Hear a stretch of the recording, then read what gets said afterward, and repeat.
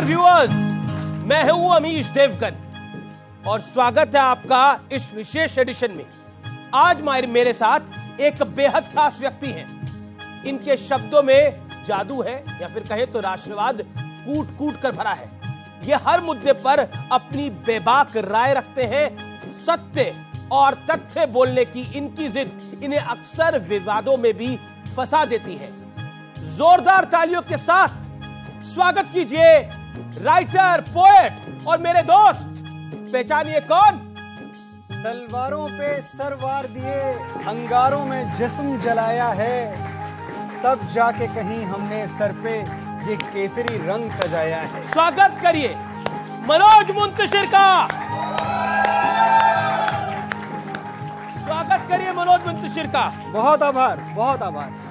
तो मनोज जी, आज आप तैयार हैं सवालों के बाढ़ झेलने के लिए? एक आरोप पत्र भी हमने तैयार किया है आपके लिए। अब जो आपने तैयार किया है वो झेलना ही पड़ेगा जी। कुछ ऑडियंस तो यहाँ है, लेकिन टेलीविजन स्क्रीन के उस पार करोड़ों आपके प्रेमी आपको देखेंगे, करोड़ों दर्शक आपको देखेंगे। उम्मीद है कि आज आप अपने आप पर लगे हर आरोप का आप जवाब भी देंगे। सफाई नहीं दूंगा, जवाब दूंगा जी। तो बहुत बहुत स्वागत मनोज मुंतशिर का। तेरी मिट्टी में मैं मिल जावा मॉडर्न इंडिया का वो गीत है जिसे सुनकर किसी के भी, आपके भी स्टूडियोज में रोंगटे खड़े हो जाएंगे। ये वही गीत है जिसने दुनिया को बताया कि मनोज मुंतशिर नाम का एक व्यक्ति क्या लिख सकता है। क्योंकि जब इस गीत को अवार्ड फंक्शंस में उचित सम्मान नहीं मिला तो उन्होंने अपनी इंडस्ट्री के खिलाफ मोर्चा भी खोल दिया था।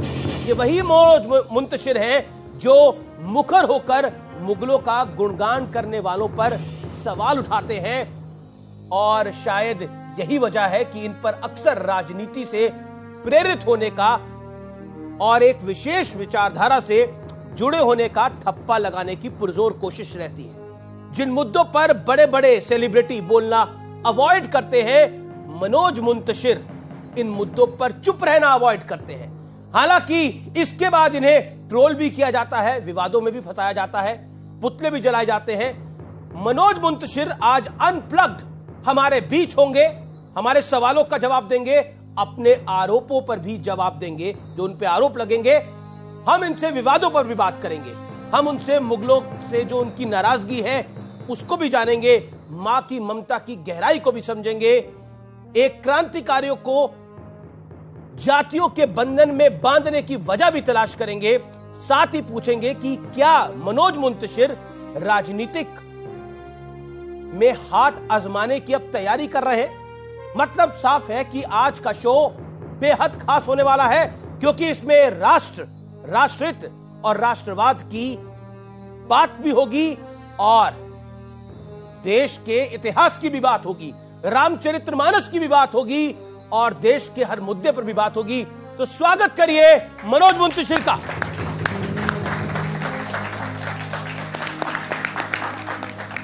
Thank you.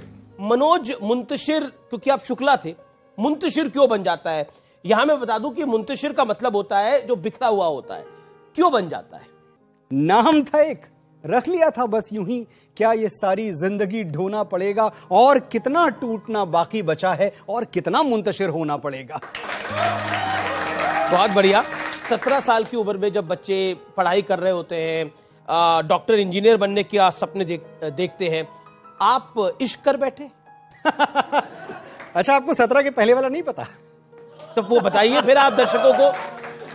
17 साल की उम्र में मैं क्लास 12th के आसपास का वाकया है। 12th में ही थे, हमारे पास जो रिसर्च है 12th में था ना। हाँ करेक्ट। तो 12th में था, कोई दिखा, एक चेहरा, दो आंखें जी।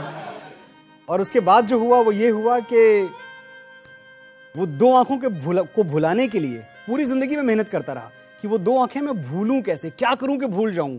जितनी भी शायरी, जितनी भी पोइट्री, जितना कलाम आपको मेरा नजर आता है, वो सिर्फ उन्हीं दो आंखों को भूलने की कोशिश है। ये सवाल। अच्छा, ये कहानी क्या थी कि उनके घर वालों ने भी आपको ठुकरा दिया? बताता हूं मैं, ये बात खत्म तब उन्हें पता नहीं था कि आप कहां पहुंच जाएंगे। सवाल एक छोटा सा था जिसके पीछे ये पूरी जिंदगी बर्बाद कर ली। जी। सवाल एक छोटा सा था जिसके पीछे ये पूरी जिंदगी बर्बाद कर ली, भुलाऊं किस तरह वो दोनों आंखें किताबों की तरह जो याद कर ली। और उसके बाद ये हुआ अमीश जी कि पढ़ने में ठीक ठाक था मैं, लेकिन सारे बच्चे क्लास में बैठ के बात कर रहे होते कि मैं तो इसके बाद ना मेडिकल करूंगा, कोई बोलता है मैं इंजीनियरिंग करूंगा, मैं आईटी दूंगा, मैं सीपीएमटी के लिए जाऊंगा, मैं मैनेजमेंट में जाऊंगा, मैं तो फॉरेन जा रहा हूं। ये बातें होती रहती। आप क्या बोलते थे, मैं आशिक बन रहा हूं? नहीं आशिक तो मैं पैदा हुआ था जी, उस बनना थोड़ी था। मैं कहता देखो मैं फिल्मों में जाऊंगा, मैं गाने लिखूंगा। अमेठी जैसा एक छोटा सा तब गांव था जी, आज की तरह आप उसको शहर के तौर पे ना देखें। मैं बात कर रहा हूं 93 की, 93 जो हो गया आज से ठीक 30 साल पहले, आज से ठीक 30 साल पहले। यहां मैं आपको रोकना चाहता हूं, युवा पीढ़ी आज की इसको सुने। 93 की ये बात कर रहे हैं, अमेठी जैसे गांव से निकले, वहां से निकले, सपना देखा और सपने को पूरा करा। यानी सपने में दम होना चाहिए, हसरतें अपने आप पूरी हो जाती हैं। बिल्कुल, ये युवा पीढ़ी के लिए बहुत बड़ा मैसेज है जी। तो हुआ ऐसा कि मैं ये सच भी बार बार बोलता रहा, तो जब मुझसे पूछा जाता, जो अब उस लड़की का नाम तो मैं ले नहीं सकता जी, लेना भी नहीं चाहिए, मैं खुद भी एहतियातन देख रही होगी आपको अभी, मैं खुद भी एहतियातन उस गली से कम गुजरता हूं, मैं खुद भी एहतियातन उस गली से कम गुजरता हूं, कोई मासूम क्यों मेरे लिए बदनाम हो जाए। तो अमीश जी नाम नहीं लूंगा मैं, लेकिन मुझसे पूछा गया कि तुम क्या करोगे। मैंने कहा मैं फिल्मों में जाऊंगा, मैं गाने लिखूंगा। हाँ वो तो ठीक है, पर करोगे क्या? मैंने कहा यही करूंगा, यही करना है मुझे। ये बात जब उनके पिताजी को पता चली, तो जो थोड़ी बहुत उम्मीद थी कि शायद हमारे बीच में कुछ हो पाए, वो सब वहीं खत्म हो गया। वक्त गुजरा, वक्त बदला, मैंने अपना पैशन नहीं छोड़ा। मैं ये बात तय करके आया था कि जिस चीज के लिए मुझे ठुकरा दिया गया, जिस चीज के लिए ये कहा गया कि तुम किसी लायक नहीं हो, किसी काम के नहीं हो, मैं उसी आसमान पर चमक के दिखाऊंगा जी। जो लिखता है मुकद्दर की इबारत, वो तेरी सोच से ज्यादा बड़ा है, जिसे ठुकरा दिया मिट्टी समझकर, वो लड़का आज तारों पर खड़ा है। अब एक और किस्सा जी। आपने पिताजी से मांगे 300 रुपए, या फिर आपके पिताजी ने आपको मुंबई जाने के लिए देने चाहिए थे 300 रुपए, लेकिन दे दिए 700 रुपए। हाँ। बोला कि वापसी की टिकट भी साथ ही लेते जाओ, उसके पैसे भी। उन्हें आप पे भरोसा नहीं था? देखिए, पिता को भरोसा, एक ऐसी दुनिया की बात हम कर रहे हैं, किसको पता अमेठी में कि फिल्में क्या होती हैं, सिनेमा क्या होता है। कोई परी लोक है, कोई जादू नगरी है, पर्दे पे कुछ चलता है, लाल पीली तस्वीरें आती हैं जाती हैं। दिलीप कुमार साहब, अमिताभ बच्चन साहब, ये सब उस वक्त के नाम हुआ करते थे। लगता था कि ये कोई डेमीगॉड्स हैं, ये असली लोग नहीं हैं। तो मेरा बेटा एक ऐसी दुनिया में जाए जहां इसका कोई फ्यूचर नहीं है, कोई भविष्य नहीं है, ये डर बहुत लाजमी था। तो अगर मेरे माँ बाप ने भी नहीं भरोसा किया तो बिल्कुल ठीक है, उनका कोई दोष नहीं है। खुश हैं अच्छा लगता है, आपका शो देख रहे होंगे, आपका शो तो इतना प्रेस्टिजियस है, बहुत पसंद करते हैं आपको। बहुत बहुत शुक्रिया, मेरा प्रणाम कहिएगा जी। मेरी माँ ने एक दो बार मुझे और आपको साथ में देखा टेलीविजन पे, और वो मुझे हमेशा फोन करके बोलती रही कि बहुत मजा आया, और मजा नहीं मजा जी, बहुत मजा आया मन्नू। और मैं तुम तो खैर ठीक ही बोलते हो, पर उनको मैं बहुत सुनती हूँ जी। चलिए, आप अपनी माता जी को भी हमारा प्रणाम कहिएगा। लेकिन एक सवाल आपसे जरूर पूछना बनता है यहाँ पर ऑडियंस के लिए, आपने अनूप जलोटा को झूठ क्यों बोला? अनूप जी एक तो इतने ज्यादा प्यारे इंसान हैं, मैं समझता हूं कि अगर वैसे कुछ लोग और इस देश में हों जो स्ट्रगल का दर्द समझें। हुआ ऐसा कि मैं स्ट्रगल के लिए यहां वहां भटक रहा था, मैं पहुंच गया एक दिन अनूप जी के घर में। अनूप जी ने कहा हाँ आइए बैठिए, क्या लिखते हैं आप? तो मैंने कहा मैं अनूप जी मैं भजन लिखता हूं। सोचिए, कॉन्फिडेंस देखिए, अच्छा भजन लिखते हैं, वाह वाह वाह, कुछ सुनाइए। मैंने कहा अनूप जी मैं लिख देता हूं पेपर पे, आप खुद पढ़ लीजिए, आप अच्छे से मीटर में पढ़ लेंगे, मैं क्या सुनाऊं। हाँ ठीक है, ये लीजिए पेपर और ये लीजिए कलम। मैं रियल टाइम में लिख रहा हूं। रियल टाइम जो होता नहीं है कि अब आप लिख रहे हो जय रघुनंदन जय सिया राम, कुछ ना कुछ तो मैं लिखने लगा। अनूप जी को मैंने दिया, अरे पढ़ने लगे अनूप जी, हाँ बढ़िया है, अच्छा और भी तो लिखा होगा। मैंने कहा हाँ और भी है। मैंने दूसरा भजन लिखना शुरू किया रियल टाइम में, फिर से दोनों मिला के 5-5 मिनट में लिखा होगा, और बिल्कुल अच्छा नहीं लिखा था। अनूप जी ने दूसरा भी, फिर भी उन्होंने इतना खराब लिखा, फिर भी 3000 रुपए दे दिया आपको। इसलिए क्योंकि वो चाहते थे मेरी मदद करना, लेकिन ये बता के नहीं मदद करना चाहते थे कि तुम्हारा सब किसी काम का नहीं है, फिर भी मैं मदद कर रहा हूं। वो मेरी खुददारी को, मेरे स्वाभिमान को सम्मान दे रहे।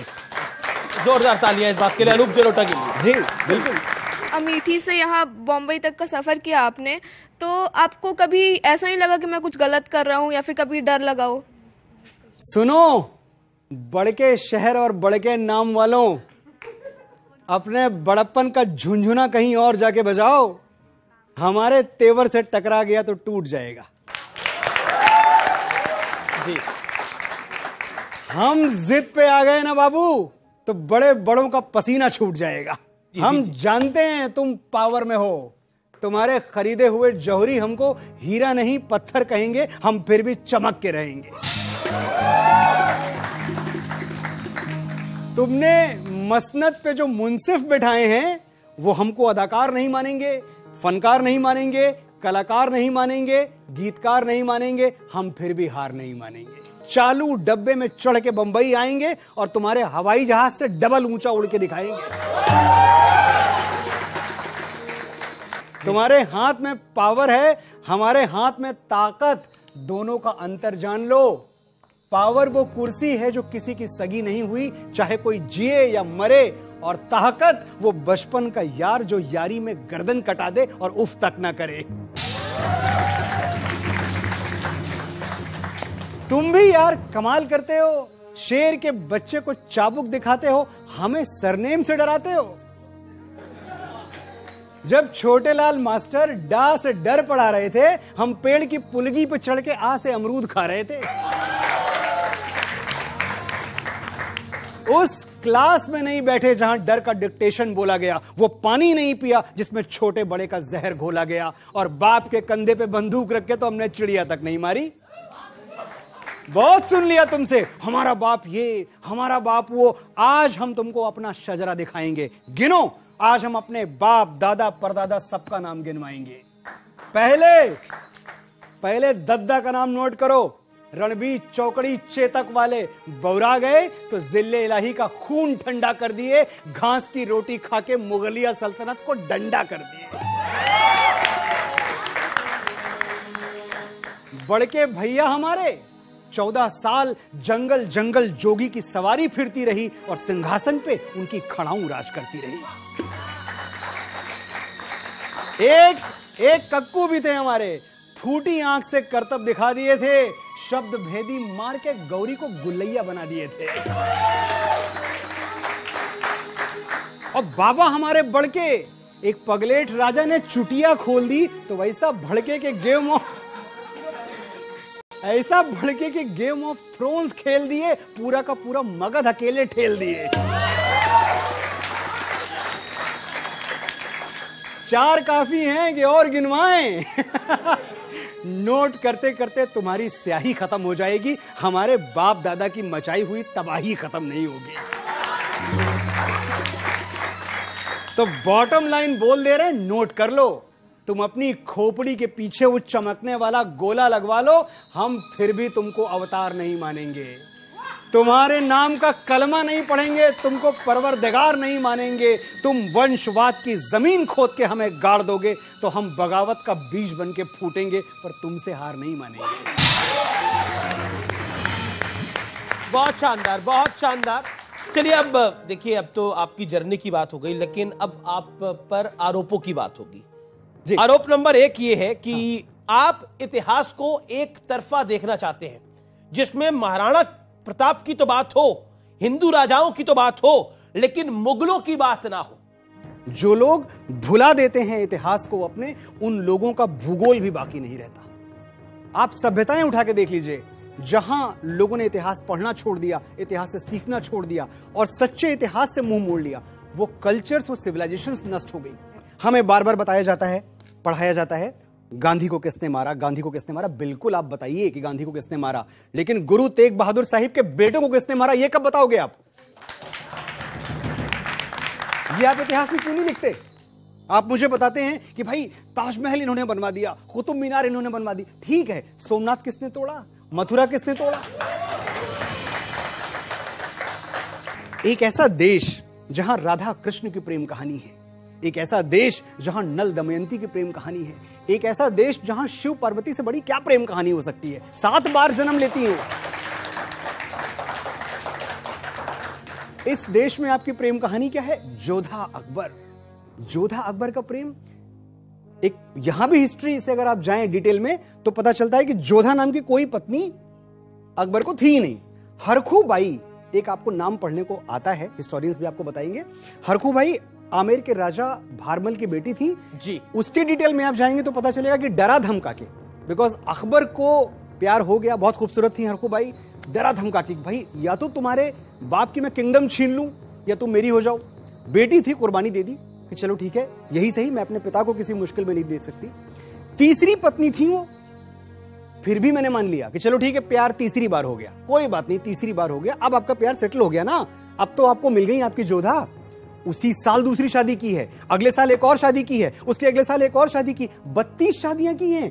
इनके बाद हरखू बाई जोधा के बाद उन्होंने 32 और शादियां की हैं, मरते मरते 35 ब्याह किए हैं उसने। जो हरम में 6000 औरतें थी उनका मैं जिक्र नहीं कर रहा अभी। तो ये इस प्रेम कहानी को आप सेलिब्रेट करते हैं। अगर आप इस प्रेम कहानी को सेलिब्रेट करते हैं, का इतिहास बनाएंगे तो अब बताएंगे तो तकलीफ तो होगी, होनी चाहिए तकलीफ, जिनको होनी चाहिए मैं उनकी तकलीफ के लिए बोल रहा हूं। आप ये देखते हैं, मैं समझता हूं प्यार क्या है। मेरे लिए प्यार वो है जो राजा रतन सिंह से महारानी पद्मावती ने किया, उसे मैं प्रेम समझता हूं। जलती हुई चिता में कूद गई, अलाउद्दीन खिलजी को अपने आंचल का एक तार नहीं छूने दिया, इसे कहते हैं प्रेम। मुझसे पूछेंगे प्रेम क्या है? प्रेम वो है जो भगवान श्री राम ने अपनी प्राण प्रिय पत्नी सीता से किया, समुद्र के सीने पे पुल बांध दिया। दुनिया के सबसे बड़े अत्याचारी से, सबसे बड़े आतताई से भालुओं और वानरों की सेना लेकर लड़ गए, अपनी पत्नी के प्राण बचाने थे, अपनी पत्नी को छुड़ाना था। यह प्रेम हुआ। और अभी भी लग रहा है कि भाई आप तो बड़ी दूर की बात कर रहे हो, तो मैं नजदीक की बात कर लेता हूं। प्यार वो है जो दशरथ मांझी ने अपनी पत्नी से किया था, छेनी हथौड़ी लेके पहाड़ काट डाला। ये प्यार है। आप किस झूठ पे जीने के लिए मुझे मजबूर कर रहे हैं? ग्लोरीफाइड डकैत क्यों कहते हैं आप इनको, मुगलों को? ग्लोरीफाइड डकैत, ये नई टर्म दे दिया आपने। ये क्यों आए थे? चलिए आज हम एक बात समझते हैं। ये आपके यहां ताजमहल बनवाने आए थे? क्यों आए थे आपके यहां? मैं जानना चाहता हूं। ऑडियंस के लिए लूट भाई हाँ, तो ऑडियंस देख लिए, ऑडियंस बोल रही है। अगर आप इतने कहते हैं भाई, आपके पास तो ना ये आर्किटेक्चर होता, ना आपके पास म्यूजिक होता, कुछ होता ही नहीं अगर आपके पास ये मुगल्स ना आ गए होते, अगर ये खिलजी ना आ गए होते। मुझे इतनी हंसी आती है, म्यूजिक का जो पहला शास्त्र है सामवेद, वो हमने लिखा है, और म्यूजिक तुमने हमको सिखाया। 7,500 वर्ष पहले ऋषि वाल्मीकि ने रामायण लिख दी, और आप हमको म्यूजिक सिखाएंगे, हमको कविता सिखाएंगे। कालिदास ने 2,500 साल पहले मेघदूत लिख दिया, तुम हमको शायरी सिखाओगे। जब तक हम अलिफ बे में ना लिख दें तब तक हम पोएट नहीं हुए, तब तक हम कवि नहीं हुए। ये तरीका गलत है ना। मुझे आपके वजूद से कोई प्रॉब्लम नहीं है, लेकिन आप जब मुझे ये सब बताना शुरू करेंगे तो मुझे एतराज होगा। जब आपसे पूछा जाए कि आप कौन हैं, तो आपको कहना चाहिए कि देखो हमारी ओर, पहचानो हमें, हम वही हैं जो बाण भेद के धरती से धारा निकाल दिया करते हैं।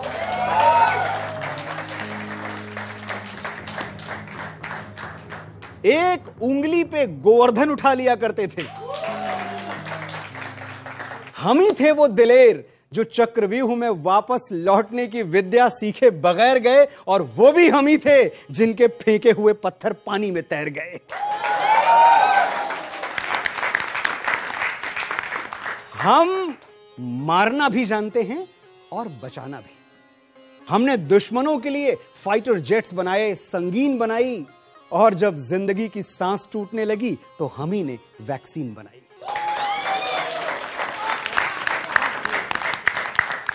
और लिख दिया उस वैक्सीन पे। कभी आप वैक्सीन का पर्चा लगवाने के बाद ध्यान से पढ़िएगा क्या लिखा हुआ है। लिख दिया इस वैक्सीन पे, सर्वे संतु निरामया, यानी ईश्वर सिर्फ हम पर ही नहीं, हर किसी पर, हिंदू, मुसलमान, क्रिश्चियन, ईसाई, जर्मन, इराकी, ईरानी, जो भी दुनिया में है, ईश्वर सब पर करे दया। हम इतना बड़ा सोचते हैं। हम जाबाज हैं, जियाले हैं, आंधियों से खेले हैं, बिजलियों के पाले हैं। हम शांति का सवेरा हैं, मानवता के उजाले हैं। पहचानो हमें, हम भारत वाले हैं। जी, अब अगले आरोप पर आते हैं। आपने पहले आरोप का जो जवाब बहुत बखूबी से दिया कि हम भारत वाले हैं, लेकिन अगला आरोप यह है कि आप कांग्रेस के खिलाफ जहर उगलते हैं।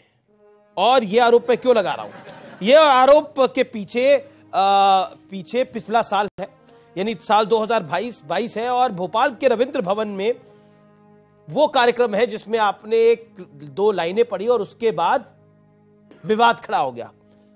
आप ही की बॉलीवुड से आती हैं ऋचा चड्ढा, वो कहती हैं ये शर्मसार करने वाला है, बहुत बुरी कविता है। कौन? ऋचा चड्ढा एक एक्ट्रेस है।